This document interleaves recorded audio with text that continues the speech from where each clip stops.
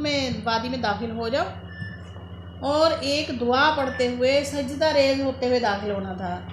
انہیں کہا گیا تھا کہ انہوں نے پڑھنا ہے حتۃ نغفر لکم، ٹھیک ہے، لیکن انہوں نے کیا کیا، انہوں نے اس لفظ کو بدل دیا، حنطۃ کر دیا، یعنی کہ جو بھی ہے میرے ہی سبب ہو رہا ہے۔ اللہ تعالیٰ کی ذات نے کہا پچھلی ساری خطاؤں کو کی معافی مانگتے ہوئے نئی جگہ پہ داخل ہو اور اپنی نئی زندگی کا آغاز کرو۔ لیکن یہ بنی اسرائیل ایسی قوم تھی، اتنی ان کے دلوں پہ مہر لگی ہوئی تھی کہ پھر یہ انہوں نے کیا کہا، یہ حنطۃ کہتے ہوئے کہ جو بھی ہے سارا ہماری وجہ سے ہے، ہم اس طرح کے ہیں تو ہمیں یہ سارا کچھ مل رہا ہے، یعنی کہ اللہ تعالیٰ کی کوئی اس میں نعمت نہیں، کوئی احسان نہیں ہے۔ اب بدل دیا ان لوگوں نے جو ظالم تھے اس بات کو جو ان کو کہی گئی تھی۔ فَأَنزَلْنَا عَلَى الَّذِينَ، پھر ہم نے ان پر نازل کیا، پھر ان پر عذاب آیا، ٹھیک ہے۔ قرآن مجید وہ کتاب ہے جو بولتی ہے، قرآن مجید وہ کتاب ہے جو اگلی پچھلی ساری قوموں کے بارے میں بتا رہی ہے ہمیں۔ بولنے کا مقصد کہ اگر قرآن مجید کو کھول کے پڑھیں تو وہ ہمیں پچھلی قوموں کا کیوں بتا رہی ہے، پچھلی قوموں کا ہمیں اس لیے بتا رہی ہے کہ ہم ان چیزوں سے باز آ جائیں، جو چیزیں ان لوگوں نے کی ہیں ہم ان چیزوں سے باز آ جائیں، مطلب میں تکبر نہ کروں۔ اس قوم نے تکبر کیا، اللہ تعالیٰ اس بات پہ تو ہمارا ایمان ہے نا، ہم ایمان والے ہیں، اس بات پر پکا ہمارا ایمان ہے کہ جو ہوتا ہے اللہ کے حکم سے ہوتا ہے، اللہ کے حکم کے سوا کچھ ہی نہیں ہوتا، ٹھیک ہے۔ اللہ کے حکم کے سوا ایک پتا بھی نہیں ہل سکتا، اللہ تعالیٰ کی ذات کے حکم کے سوا کچھ بھی نہیں ہو سکتا۔ اب ہم لوگ کیا ہے، تکبر یہی چیز ہے، تکبر یہیں سے آ جاتا ہے، میں وکیل ہوں، کس کی جرت ہوئی کہ مجھے انکار کرے، یا کس کی جرت ہے کہ مجھے کہے کہ لائن میں لگ جاؤ، میں وزیر ہوں، کس کی جرت ہے کہ مجھے کچھ کہہ سکے کیونکہ میں عہدے پہ ہوں، ٹھیک ہے۔ تکبر یہیں سے شروع ہو جاتا ہے۔ اللہ تعالیٰ کی ذات قرآن مجید میں کیا فرماتی ہے، اس بیادی کا خیر، اسی کے ہاتھ میں ہے، وہ جب چاہتا ہے جس کو چاہتا ہے بادشاہت دے دیتا ہے، جب چاہتا ہے جس سے چاہتا ہے بادشاہت چھین لیتا ہے، ٹھیک ہے نا۔ یہ عہدے جو ہمارے پاس ہوتے ہیں نا، یہ بھی بادشاہت کے معنی میں ہی آ جاتے ہیں۔ ہر بندہ اپنے اپنے گھر کا حکمران، قرآن مجید نے بھی کہا ہر والد والدہ رب ہے، اپنے اپنے گھر میں پالنے والا ہے، ٹھیک ہے۔ اللہ نے ایک خوبی دے دی نا کہ اللہ تعالیٰ کی ذات پالنے والی ہے، پھر اس نے ہمیں اس کا نائب بنا دیا، اس نے ہمیں اپنا خلیفہ بنا دیا۔ اب رزق وہ دے رہا ہے، رازق وہی ہے، لیکن اس نے اس کی ایک کوالٹی ہمارے اندر ڈال دی، ہم کما رہے ہیں، ہم آگے اپنے بچوں کو وہ رزق تقسیم کر رہے ہیں، دیتا وہی ہے، لیکن اس نے ہمیں بھی رب بنا دیا، ہمیں بھی پالنے والوں میں شمار کر دیا۔ ہم بھی اپنے بچوں کی پرورش کر رہے ہیں، ہم بھی اپنے بچوں کو پال رہے ہیں۔ تو اب اگر یہاں پہ ہم تکبر شروع کر دیں، بہت سارے لوگ کرتے ہیں نا، کسی کو کوئی مالک ہے جو ملازم کو کہتا ہے کہ میں اس کا مالک ہوں، اب جہاں پہ میں کھڑا ہوں، میں جہاں جیسے چاہوں جو چاہوں اس کو نوکری سے نکال دوں، جیسے چاہوں اس کو بے آسرا کر دوں۔ حالانکہ اللہ تعالیٰ کی ذات دیکھیں، اب کرونا آیا ہے، ایک وبا آئی ہے، بہت سارے غریب لوگ اس میں افیکٹ ہوئے ہیں، بہت سارے لوگ، لیکن اس میں بڑے بڑے برج بھی پلٹے گئے، بڑی بڑی کمپنیاں لاس کا شکار ہو گئی، بڑی بڑی ہوائی فضائی کمپنیاں، ٹھیک ہے، ایسی کمپنیاں کہ جن کے مالک کروڑوں اربوں میں روزانہ کی انکم جن کی ہوتی تھی، سب سے زیادہ ان کو نقصان ہوا، جتنی انکم ہوتی تھی اتنا سب کا نقصان ہوا ہے۔ اور کیا ہوا، اللہ تعالیٰ کی ذات نے ایک دم سے عرش سے فرش پہ پٹک دیا۔ جو غریب لوگ تھے وہ تو متاثر ہوئے ہی ہوئے، ہو سکتا ہے اللہ تعالیٰ کی ذات نے نا ان لوگوں کی وجہ سے ہمیں بھی رزق اور زیادہ دیا، ان لوگوں کی وجہ سے جن لوگوں کے گھروں میں ہم لوگ جو چاہ سکتا تھا، جو جس کی حیثیت تھی، جس کی ہمت تھی، وہ لوگ اپنے دوسرے بہن بھائیوں کو دیتے رہے ہیں، ان لوگوں کی وجہ سے اللہ تعالیٰ کی ذات نے ہمارے رزق روزی میں بھی برکت دی۔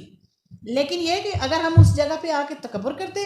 اگر ہم اس جگہ پہ آ کے کہتے کہ جو بھی ہے وہ سارا کا سارا میری وجہ سے ہے، میں تو اس کو بھی دے رہا ہوں، میں تو اس کو بھی دے رہا ہوں، تو تکبر آ گیا۔ قیامت کے دن جب سارے انسان کھڑے ہوں گے، آدم علیہ السلام سے لے کر آخری انسان تک، جب سب لوگ کھڑے ہوں گے تو چند لوگ کیڑیوں کی طرح ان کے پاؤں کے نیچے آ رہے ہوں گے، تو لوگ ان سے نا اریٹیٹ ہو رہے ہوں گے کیونکہ ہر کسی کو اپنی اپنی پڑی ہوگی. اب کوئی نیچے دیکھنے کی ہمت بھی نہیں ہو رہی ہوگی, ہر کوئی اللہ کی طرف, ہر کوئی آسمان کی طرف دیکھ رہا ہوگا کب یہ گھڑی ختم ہوگی, کب یہ دن تمام ہوگا, کب یہ سختی ہم سے ختم ہوگی. تو لوگ, چند لوگ ہوں گے جو ان کے پاؤں کے نیچے آ رہے ہوں گے, تو وہ لوگ کہیں گے یا اللہ یہ کیا ہے, یہ کیا مصیبت ہے, یہ ہمارے پاؤں کے نیچے کیا چیز آ رہی ہے. کیونکہ جوتیاں بھی نہیں پہنی ہوں گی کسی نے, ٹھیک ہے نا, جوتیاں کسی نے, جب کسی نے لباس نہیں پہنا ہوگا تو جوتیاں کہاں سے پہنی ہوں گی کسی نے. تو لوگ کہیں گے پتہ نہیں یہ کیا چیز ہے جو ہمارے پاؤں کے نیچے آ رہی ہے. یہ وہ لوگ ہوں گے جو تکبر کرتے ہوں گے دنیا میں. ان میں بھی ہو سکتی ہوں, ان میں آپ بھی ہو سکتے ہیں. اگر اس جگہ پہ بیٹھ کے میں کہوں میں تم سے برتر ہوں, میں ساجدہ سے برتر ہوں, میں اس لڑکی سے برتر ہوں کیونکہ میرے پاس بہت زیادہ زمین ہے, میرے پاس بہت زیادہ دولت ہے, میں برتر ہوں, تو یہیں سے میرا ڈکلائن شروع ہو جائے گا, یہیں سے میری پستی شروع ہو جائے گی. بنی اسرائیل کی پستی یہیں سے شروع ہوئی. اللہ نے ان کو اتنی نعمتیں دیں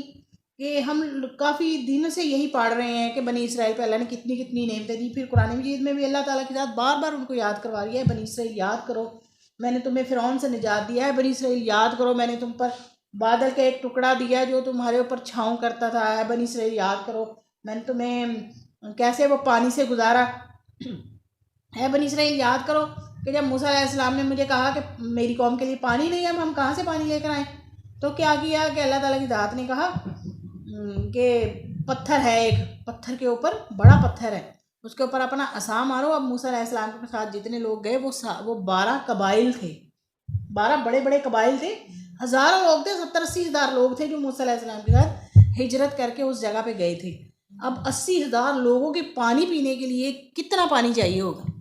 تو اللہ تعالیٰ کی ذات ہے, موسیٰ علیہ السلام کے پاس جو عصا ہوتا تھا وہ موسیٰ علیہ السلام کے معجزات میں سے ایک معجزہ تھا جو ہر وقت ان کے ہاتھ میں رہتا تھا. تو موسیٰ علیہ السلام کو اللہ تعالیٰ کی ذات نے جب وَإِذِ اسْتَسْقَىٰ مُوسَىٰ لِقَوْمِهِ, جب موسیٰ علیہ السلام نے پانی مانگا اپنی قوم کے لیے, تو اللہ تعالیٰ کی ذات نے فرمایا فَقُلْنَا اضْرِب بِعَصَاكَ الْحَجَرَ, اس پتھر پر اپنا عصا مارو. فَانْفَجَرَتْ مِنْهُ اثْنَتَا عَشْرَةَ عَيْنًا, پس اس پتھر پہ عصا پڑنے کی دیر تھی, اس میں سے 12 چشمے پھوٹ پڑے, 12 الگ الگ سے چشمے. اور ہر قوم کو بتا دیا گیا قَدْ عَلِمَ كُلُّ أُنَاسٍ مَشْرَبَهُمْ, ہر گروہ نے, ہر قبیلے نے اپنا اپنا گھاٹ دیکھ لیا.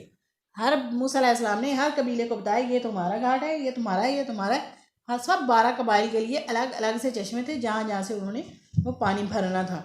کلو وشربو, اب کھاؤ بھی, کھانے ایسی جگہ بھیجا گیا جو زرخیز زمین تھی, اب اس میں سے اسے میں اگاؤ اور کھاؤ. وشربو, اور پانی پینے کے لیے بھی تمہارے جاری ہو گئے چشمے. من رزق اللہ, اللہ کے رزق میں سے کھاؤ بھی اور پیو بھی. وَلَا تَعْثَوْا فِي الْأَرْضِ مُفْسِدِينَ, اور اب یہ نہ ہو کہ تمہیں اللہ نے کھانے کے لیے بھی دے دیا, پینے کے لیے بھی دے دیا, تو اب زمین میں فساد ہی کرتے رہو. پیچھے بھی یہی کچھ کرتے رہے نا. جب ان کو کوئی اللہ تعالیٰ کی ذات کی طرف سے نعمت آتی, اس نعمت میں مشغول ہو جاتے, چند دن اس کا شکر کرتے, اور اس کے بعد پھر اس کا انکار شروع ہو جاتا. پھر جو بھی ہے ہماری وجہ سے, یا اگر منو سلوہ مل گیا تو یہ تو ہم سے ایک کھانے پہ گزارا ہی نہیں ہو رہا, ہم سے تو صبر ہی نہیں ہو رہا, اب ہمیں پیاز دو, لہسن دو, اور کھیرے, اور یہ وہ ہر چیز. وَإِذْ قُلْتُمْ يَا مُوسَىٰ, اور جب تم نے کہا یا موسیٰ, اے موسیٰ, لن نصبرا, ہرگز نہیں ہم سے صبر ہو رہا, عَلَىٰ طَعَامٍ وَاحِدٍ, ایک کھانے پہ. دیکھیں نا اللہ تعالیٰ کی نعمت ہے, اللہ تعالیٰ کی ذات ہے, پانی ان کو بیٹھے بٹھائے دے دیا. ہم اس وقت کا تصور نہیں کر سکتے. ہم لوگوں کو گھروں میں بیٹھے پانی مل رہا ہے, ہم لوگ موٹر کا بٹن چلاتے ہیں, موٹر میں سے پانی آتا ہے اور ہمارے گھروں میں ٹینکیوں میں پانی بھر جاتا ہے. ہم لوگ اس وقت کا تصور نہیں کر سکتے جب لوگ میلوں پیدل چل کر کنووں سے پانی بھر کر اپنے اپنے گھروں میں لاتے تھے, ایک ایک قطرے کا حساب رکھتے تھے. آدھے لوٹے سے وضو کرنا ہے, آدھی بالٹی سے نہانا ہے, ایک گلاس پانی پینا ہے, 2 گلاس پانی پینے ہیں, یہ اتنے پانی کا حساب کتاب ہوتا تھا, کیونکہ وہ پانی ضائع نہیں کر سکتے تھے. پانی لاتے ہی اتنی مشکل سے تھے, کنووں سے بھر کر پانی اپنے اپنے کندھوں پر اٹھا کر لانا, اور پھر گھر میں آ کے وہ اس کو سٹور کرنا اور اس کو استعمال کرنا, اور تقریباً ڈیلی بیسس پہ روزانہ کا پانی لے کر آنا. تو اب پانی بھی ان کو اللہ تعالیٰ کی ذات نے وافر دے دیا, کھانا بھی ان کو منو سلوہ دے دیا. اب کیا انہوں نے کہا موسیٰ علیہ السلام سے, اب ہم سے تو ایک کھانے پہ صبر ہی نہیں ہو رہا, اب ایک ہو گیا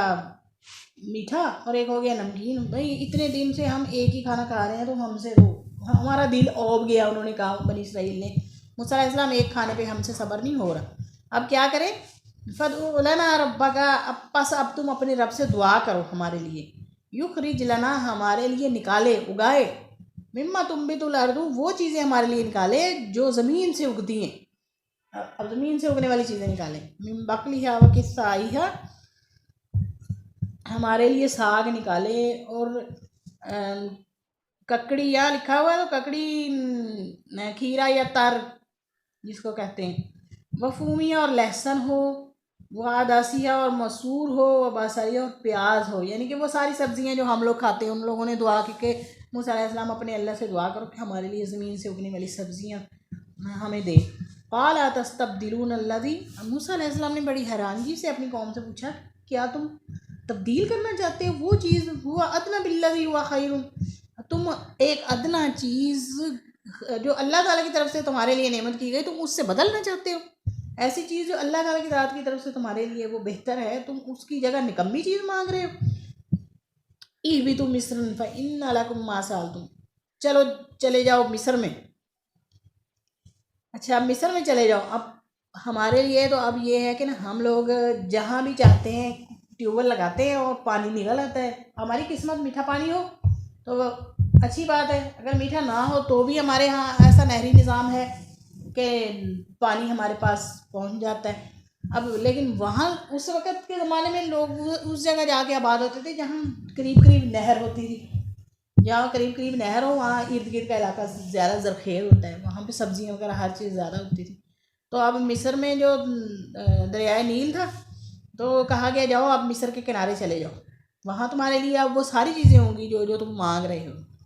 ضربت علیہم الذلۃ والمسکنۃ، لیکن کیونکہ انہوں نے اللہ تعالیٰ کی ذات کی نعمت کی ناشکری کی تھی، اللہ کی ذات نے جو ان پہ نعمت دی ہوئی تھی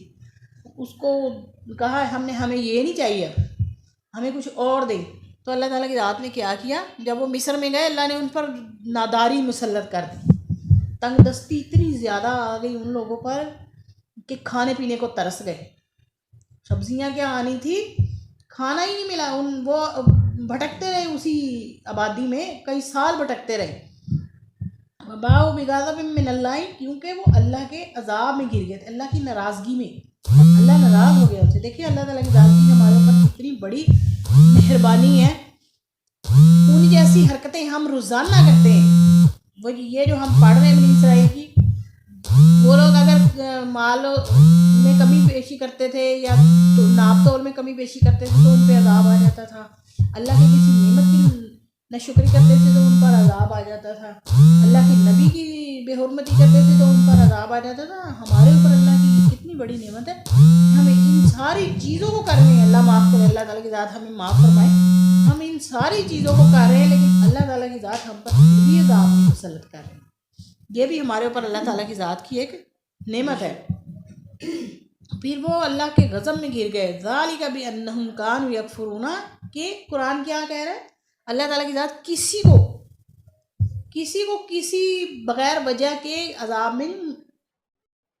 مسلط کرتی، کسی بھی قوم پہ عذاب مسلط نہیں کرتی۔ کیوں مسلط کیا؟ اس وجہ سے، ذالک بانہم کانوا یکفرون بآیات اللہ، صرف اس وجہ سے کہ وہ اللہ کی آیتوں کا انکار کر رہے تھے، اللہ کی آیتوں کا انکار کر رہے تھے۔ وَيَقْتُلُونَ النَّبِيِّينَ، اور اتنی استغفر اللہ، اتنی بڑی جرت اور نافرمانی کہ وہ اللہ کے انبیاء کو بھی شہید کر دیتے تھے، اللہ کے نبیوں کو شہید کر دیتے۔ اب آپ ہم امت محمدیہ ہونے کے ناطے ہم دیکھیں، آپ صلی اللہ علیہ وآلہ وسلم کو پوری پلاننگ کے ساتھ قتل کرنے کی سازش ہوئی، سارے کے سارے کفار مکہ مل کر آ گئے، انہوں نے یہ پلان بنایا کہ ہم سارے مل کر محمد صلی اللہ علیہ وسلم کو نعوذ باللہ قتل کر دیں گے۔ تو اب کیونکہ سارے کے سارے بڑے بڑے قبائل ہوں گے، سب کے بڑے بڑے قبائل کے جو سردار تھے، اس لیے کوئی کسی کو کچھ بھی نہیں کہہ سکے گا، وہ سارے بچ جائیں گے۔ وہ تو اپنی طرف سے پوری پلاننگ کر کے آئے نا، لیکن آگے اللہ تعالیٰ کی ذات نے اپنے حبیب کی خود حفاظت فرمائی۔ ایسے عیسیٰ علیہ السلام کا دیکھ لیں، عیسیٰ علیہ السلام کو انہوں نے اپنی طرف سے عیسیٰ علیہ السلام کو سولی پہ چڑھا دیا تھا، ٹھیک ہے، لیکن یہ تو اللہ تعالیٰ کی ذات کی کرم نوازی تھی کہ انہوں نے عیسیٰ علیہ السلام کی شکل کسی اور شخص پر اتار دی، اور وہ شخص ان کی جگہ سولی چڑھ گیا، عیسیٰ علیہ السلام آسمان پر اٹھا لیے گئے۔ اس کے ذکری علیہ السلام تھے، ذکری علیہ السلام کی قوم نے ان کو وہ پیچھا کیا، جب ذکری علیہ السلام جب بھاگ کر ان سے چھپے، ایک درخت میں جا کے انہوں نے چھپ گئے، ان کو پتہ لگا کہ ذکری علیہ السلام اس درخت میں، انہوں نے اس درخت کو کاٹ کر اس درخت کو آرے سے چیر دیا، حالانکہ وہ جانتے تھے اس میں حضرت ذکری علیہ السلام چھپے ہوئے ہیں، لیکن انہوں نے اس کو کاٹ دیا، ذکری علیہ السلام کے جسم کے 2 ٹکڑے کر دیے، ٹھیک ہے۔ کیا کیا انہوں نے؟ انبیاء علیہ السلام کو شہید کیا، ناحق۔ انبیاء علیہ السلام نے کون سا ان کو قتل کیا تھا؟ انبیاء علیہ السلام آتے تھے، ان کو ہدایت کی بات بتاتے تھے، اللہ کی حکم کو ان تک پہنچاتے تھے۔ انبیاء علیہ السلام جو تھے وہ اللہ تعالیٰ کی طرف سے آئی ہوئی وحی کو لوگوں تک پہنچاتے تھے، ٹھیک ہے، اور چاہتے تھے کہ لوگ گمراہی سے نکل آئیں، اللہ کے عذاب سے بچ جائیں، اللہ کے غضب سے بچ جائیں، سوائے ہدایت، سوائے اللہ کی ناراضگی سے بچانے کے اور کوئی مقصد نہیں ہوتا تھا ان کا۔ لیکن پھر بھی ان لوگوں نے کیا کیا؟ پھر بھی انبیاء علیہ السلام کو ناحق شہید کیا۔ ذالک بما عصوا وکانوا یعتدون، یہ اسی وجہ سے وکانوا یعتدون، اور وہ تھے وہ کیونکہ بہت زیادہ حد سے بڑھنے والے تھے، حد سے تجاوز کرنا ہو گیا نا۔ ہمارے یہاں سب سے سخت فعل کیا ہوتا ہے؟ سب سے سخت سزا کس میں ہوتی ہے؟ قتل میں۔ سب سے سخت سزا قتل میں ہوتی ہے، کیوں؟ کسی بھی جان کو ناحق قتل کرنا سخت برا ہے، ٹھیک ہے، کبیرہ گناہوں میں شمار ہوتا ہے، قانوناً بھی شرعاً بھی۔ اور یہ دیکھیں کہ وہ انبیاء علیہ السلام کو اور اللہ کے راستے میں چلنے والوں کو ناحق شہید کرتے تھے۔ اب یہ حد سے بڑھ گئے تو اللہ تعالیٰ کی ذات نے ان کے اوپر کیا کیا کہ عذاب نازل کر دیا۔ ان الذین آمنوا، بے شک وہ لوگ جو ایمان لائے، والذین ہادوا، اور وہ لوگ جو یہودی ہوئے، والنصارى، اور وہ لوگ جو عیسائی ہوئے، والصابئین، وہ لوگ جو ستاروں کو پوجنے والے ہوئے، من آمن باللہ، ان میں سے جو بھی ایمان لائے گا۔ دیکھو ان الذین آمنوا، ایمان والوں کو بھی اس میں شامل کیا جا رہا ہے، یہودیوں کو بھی، عیسائیوں کو بھی، ستارہ پرستوں کو بھی،